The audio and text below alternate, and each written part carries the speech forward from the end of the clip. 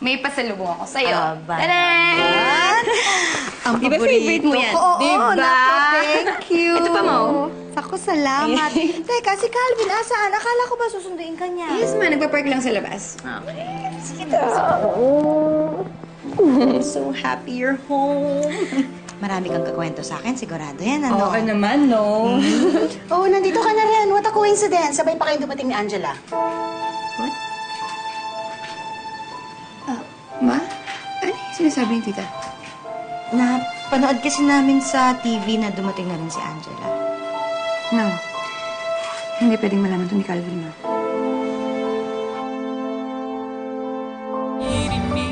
Hi, Ninang.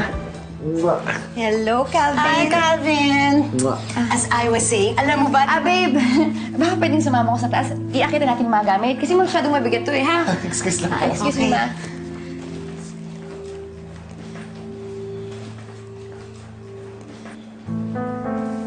Ano problema ng ampon mo?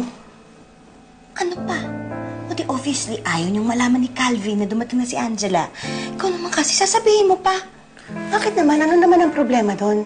Don't tell me hanggang ngayon insecure pa rin siya kay Angela. Hindi naman siguro sa ganun. Pero alam mo naman yung nangyari, di ba?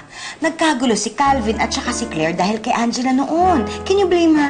As if naman hindi malalaman ni Alvin. Nasa TV na nga.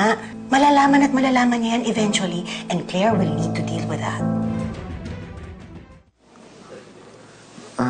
Claire, I have to go. Late na rin kasi. Babe naman, baka naman pwedeng manood pa tayo kahit isa pa.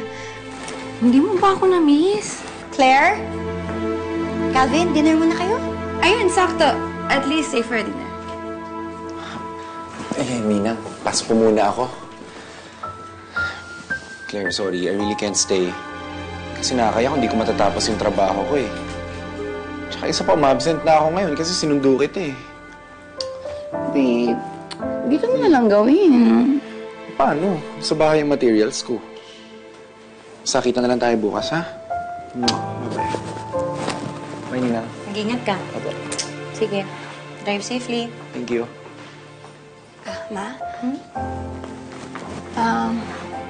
May alam ka ba tungkol kay Angela? Kila Calvin ba uli siya titira?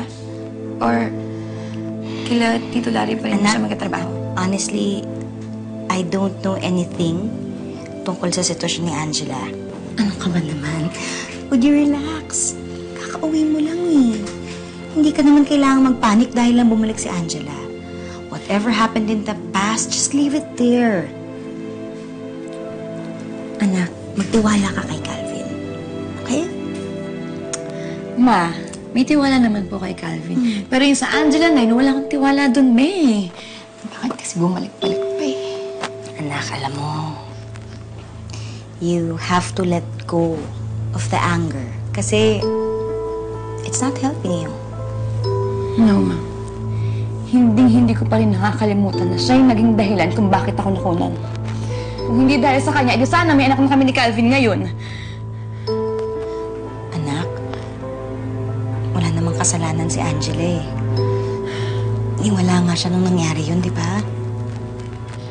Kahit pa, ma.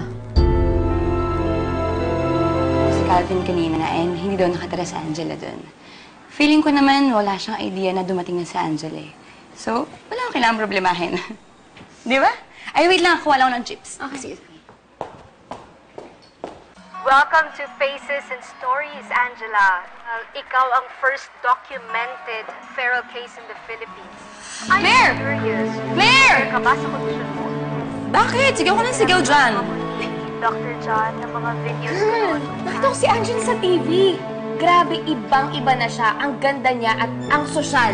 Yung babaeng aso na yan, magmumukhang sosyal. Ilalako mo ba ako? Imposible, no? Eh, teka lang. Alam mo ba kung anong itsura ng sosyal? Ha? Well, kinikwento ko lang naman yung nakita ko. Pwes, hindi ka marunong tumingin.